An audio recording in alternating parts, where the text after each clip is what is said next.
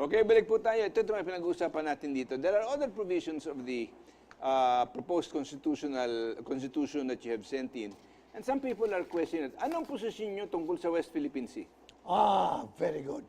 Napaka-importante po yun sapagkat, normally, pag sinasabi mo, ano pa ang Pilipinas?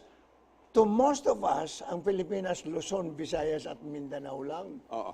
Hindi kasali Scarborough, hindi kasali Benham Rice, hindi kasali ang, anong pangalan nito, Spratlys. But these are our territories, pati Sabah. Pati Sabah. So yan, nandun sa proposed That's correct. constitution ninyo. Because the definition of our national territory, without naming these places, would be encompassed by our historic title and Bakit sinasabi pinagbili na raw ang Sabah ng previous administration? Yun ang problema rin sapagkat kung minsan, I can understand sapagkat ang Malaysia, which is claiming Sabah is a And friend. enjoying all of the benefits Is a friend. and paying the equivalent of 17,500 pesos a year. Yes, and Malaysia is a friend of ours. Kaya I understand na bakit yun Are they really a friend? yun siguro ang dahilan kung bakit they did not want to antagonize Malaysia. But there are, if I'm not mistaken, more than 1 million Filipinos living in Sabah, and whose children cannot enter the public schools in Sabah because the Malaysians allow only Malaysian citizens to enjoy free education. Kaya lalong nahirapan ang mga Pilipino doon. Parang lumalabas ang Pilipino illegal sa kanilang sariling bansa. In their own, which is our territory, you see. Well, that's still the subject of an lease. Of course, kailangan nga Hindi pwedeng sabihin nilang kanila yun. Of course, kailangan masigasig din tayo. And the Sultan of Sulu is beginning to make waves about reclaiming that. Of course. I've Dapat talked to lang. him. Alright, so dito natin nakikita, dami-dami palang issue pa dito. Ano ba other major issues that you think are important here? What about ang Bill of Rights? Sa Bill of Rights, marami naman. Retained natin ang Bill of Rights. And especially the protection of the underprivileged. Hindi po totoo na nakalimutan sila. Labor, women. Yan ang ginagawa ngayon sa mga drug addicts. At, they come from the ranks of the poor.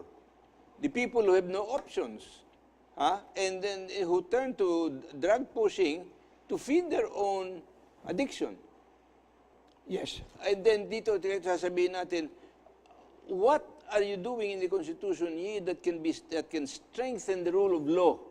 Yes. Into something better than what's being practiced now. Okay, so in any event, what I recall is that our proposals recommend, for example, that the Filipino citizen must be provided for with all his the needs of his life to make him a human being, not a beast. Otherwise, life without human rights cannot be considered, Pero tinanggal na raw fitting ninyo to ang a any human mention of human rights or guarantees full respect for human rights. No, nandiyan yun. Nandiyan. Yung Section 11 ng current Constitution. Ang karapatan ng tao is in fact expanded under this proposed recommendations. Alright. Now, so dito natin nakikita na marami pa tayong ibang bagay na kailangan tingnan dito under the other Bill of Rights, yung section ng civil and political rights is the right to privacy in which interference in correspondence and data is illegal. Very Is important. that being strengthened? Yes, of course. Yun naman ang misunderstood ng iba. Because for the first time in the history of our country, pati yung mga surveillance, mga through the internet or whatever, pinagbabawal na ngayon. In other words, in-expand yung right to privacy. It has not been constricted but expanded. Okay. All right. Why did you have to add to the conditions of the writ of habeas corpus something that is so vague called lawless violence? Why? Is any violence not lawless? Well, ang ibig sabihin siguro ng lawless violence na yun, medyo widespread, not just a single act of violence. Ayun nga, but why is it remain hanging and undefined? Because you're talking about the Constitution, Ray, and the definition of the provision of Has the to be broad Constitution enough. will have to be done by legislation. Okay, 0910-456-8036. Good evening. Maganda sana ang federalism, kaso ganun pa rin ang decades. Family politicians na namumuhunan o yung may political investments for millions as their lucrative political business, such as corruption and power for the interest of their family. Kaya paano masusolusyonan ang tagal ng dynasty? Pera kasi ang bottom line, hindi makabayan, pangkalahatang pag-ahon. Salamat. As a matter of fact, for the first time in the history of our country, political dynasties are specifically banned now under the Constitution. Under the present Constitution, political left for dynasties Congress to are define. banned in accordance with law, period. Yeah. Under the proposed Constitution, is spelled out ano yung political self-executing dynasties. na yan. Ano. Self-executing ang issue ng political Oo. dynasty. Opo. Hindi na kailangan Hindi na hintayin kailangan pa ang batas. aksyon ng Congress. Eh, alam mo, naduwag yung mga gumawa ng 87 Constitution eh. I cannot understand why they will leave it to Congress. Maybe they felt na pag hindi namin ginawa yun, walang mag-a-aproba ng itong Constitution na ito. Ay, nako. Ay, nako. So dito natin nakikita na marami palang, kasi pag tinignan ko ito, Kuya Nene, 114 pages ng Constitution. Alam mo, sabi nila, ang test daw ng magandang Constitution, maikli, naiintindihan ng lahat, at for all time. Kaya, in other words, wide span. Ray, alam mo, ako'y naniniwala rin na ang lengguwahe dito dapat masimplify pa. Yeah, puro mga abogadong gumawa nito Yeah, eh. otherwise, Hindi maintindihan ng sino man. the ordinary man might be, ano ba yun? Okay, question that is very, very important. Gusto ko madinig ng tao ito.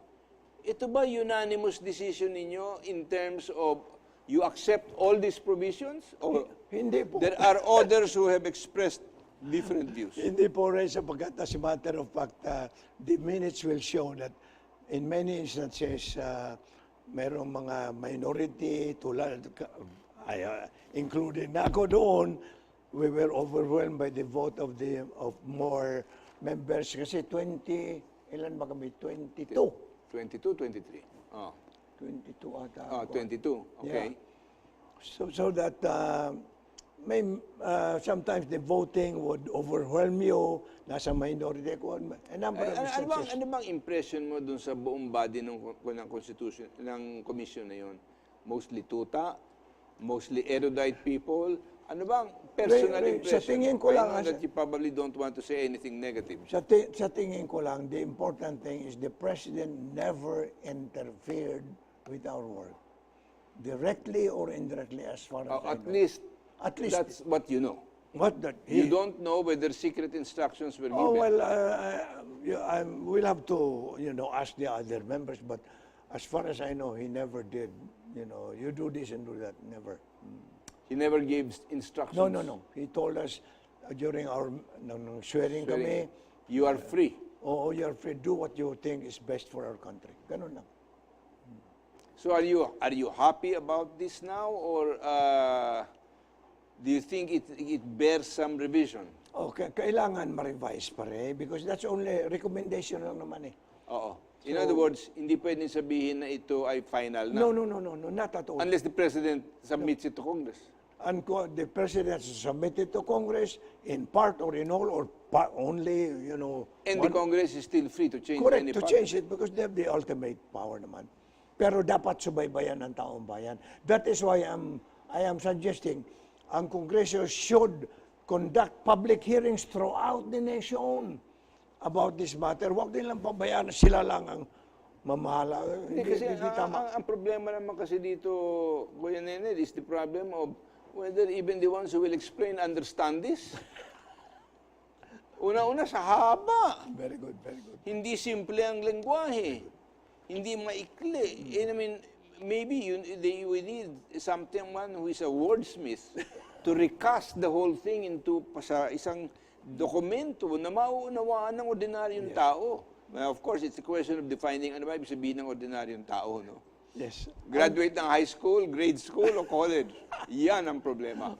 From 0906-863-4825, sabi ni SPGMA, meaning Speaker GMA, kailangan magkaroon ng Constitutional Assembly.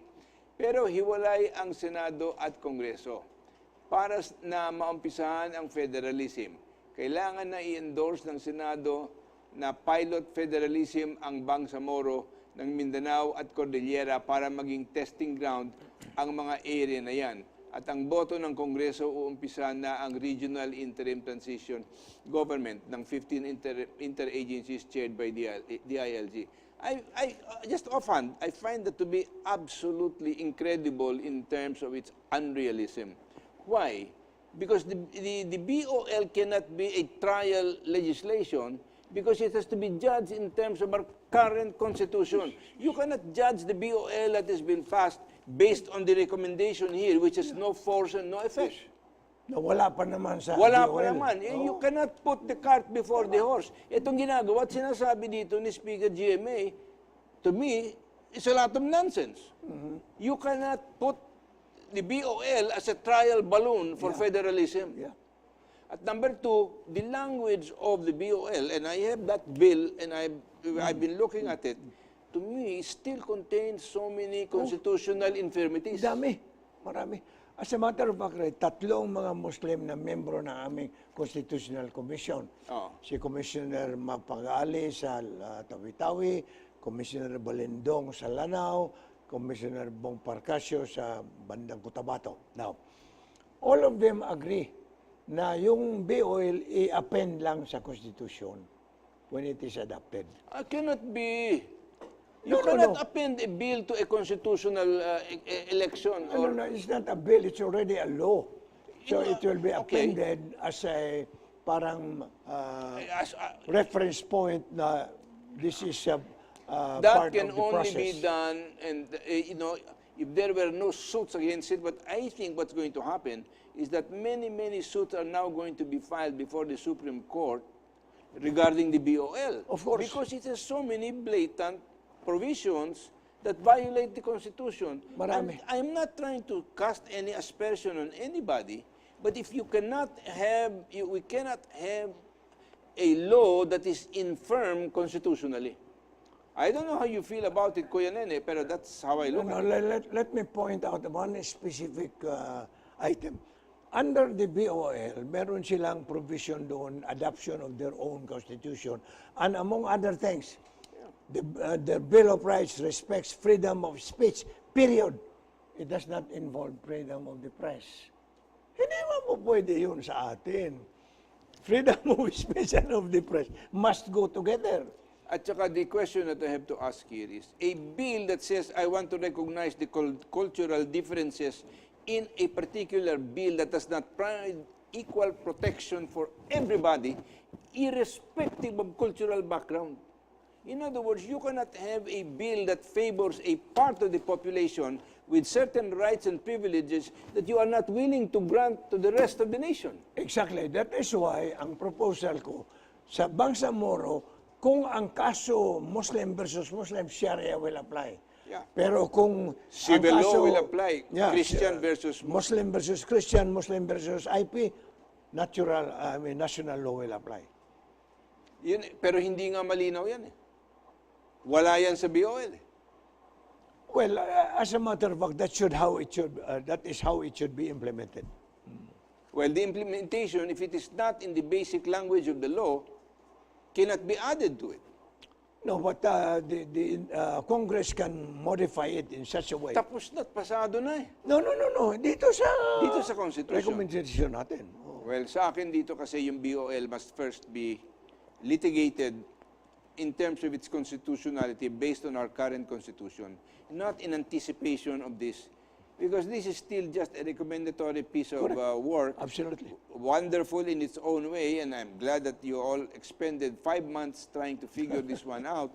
But at the same time, there is a process that needs to be followed, and there are certain steps that cannot simply be erased. You know, you cannot have a bill that today violates the Constitution because you anticipate a new Constitution. We cannot allow that to happen. You cannot allow that to happen. Di ba? Absolutely. So dito natin makikita dito, alright, nakikita mo itong lahat ng nangyari dito. Ano ang, we have only a few minutes left, ano ang projection mo na kayang mangyayari? Malabo to begin with. Because actually, eventually, nasa kamay ng Kongreso. But the leadership of the President will be tested. Because, Ray, kung titingnan mo ang kasaysayan nating bansa, for the first time in the history of our country, meron tayong presidente who espoused federalism during his campaign, and now that he's president, he's pushing for Okay, it. question. Ito ba dapat to be taken by the people basta tiwala na lang? No. Sa Dapat, iyong saligang batas? no, dapat maintindihan ng taong bayan. That is why importante, magpasalamat nga ako at may pagkakataon na nag-usap tayo about this thing because media has to come into the play. And many other people that can either speak for or against it. Yeah, exactly. And then go to the specifics of the provisions here. Right. And I believe, Ray, Oo. na nobody is a monopoly of knowledge. Ang ibig ko sabihin, kahit nag-espouse kami nito, kung merong mas magandang contra-review, pakinggan ng tao yun. Because that's what democracy is all about. Okay, so we do not appreciate, sasabihin, hindi, basta't kailangan natin, basta. No. Hindi pwede. Not when it comes to the saligang batas. No. 0919-221-2562, pwede pa po ba na maiapagpaliban yung federalism na yan o talagang tuloy-tuloy na yan? Wala nang atrasan kasi hindi ako pabor sa federalism. Dapat maintindihan lang dyan anong magandang layunin ng federalismo. So that Because they can the accept last it. survey that was made on this said there is about an awareness of 25%. That's right. And that is not sufficient. Of course not. Kanya lang, I really quake. The challenge of trying to get people to understand this 114 pages of a new constitution kind of addles the brain. I find it very, very, a tough job na hindi mo pwedeng madaliin. Yun ang problema. Correct. So the question is, how do you get people to understand what they should do in the first place? Pwede ba isalin nyo sa Tagalog? Among other things, Tagalog Bisaya? and in the major languages of the country. Kaya Yes, yan ang yes. dapat para magkaunawaan. And even then, to use language na simple. Correct. At saka may pamphlet siguro, common pamphlet na pasa-pasa. Among Pero other ang gusto ko things. lang sa pamphlet, both sides of the issue, rather than simply one. Pwede. We've run out of time. Salamat pa pagdalo mo dito, Kuya Nene, at salamat po sa inyong pagtangkilik. But we will end, we want to be able to say a small prayer. Panginoon, umaharap kami ng panahon na gusto namin baguhin ang saligang batas ng ating bansa. O at least maraming may gusto na baguhin ang saligang batas. Sapagkat sinasabi nila na ang sistema ngayon ay hindi na bagay para sa mga pangangailangan ng ating bansa at ng ating mga mamamayan.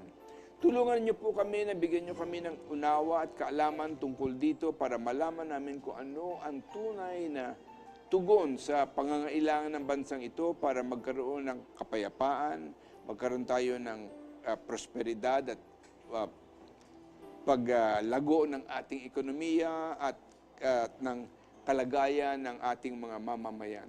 Tulungan mo mga katulad ni Kuya Nene at saka doon ibang mga tao na ang layunin lang ay kabutihan ng tao, hindi ng kanilang kapangyarihan. Hindi sila naghahangad ng kapangyarihan, ang hinahangad nila kabutihan ng nakakarami. Hindi ng kanilang sarili at marami sa kanila ay nagsasakripisyo para matamo natin ito. Salamat Panginoon sa mga nakikinig at nanonood. Tulungan mo rin sila maunawaan lahat ng mga bagay na kailangan maunawaan at dalhin mo sila sa tamang desisyon tungkol sa isyong ito. Salamat Panginoon sa pangalan ni Jesus. Salamat sa pagtangkilik po ninyo and we hope we will see you next week. And thank you Kuya Nene for your presence. God bless you. God bless.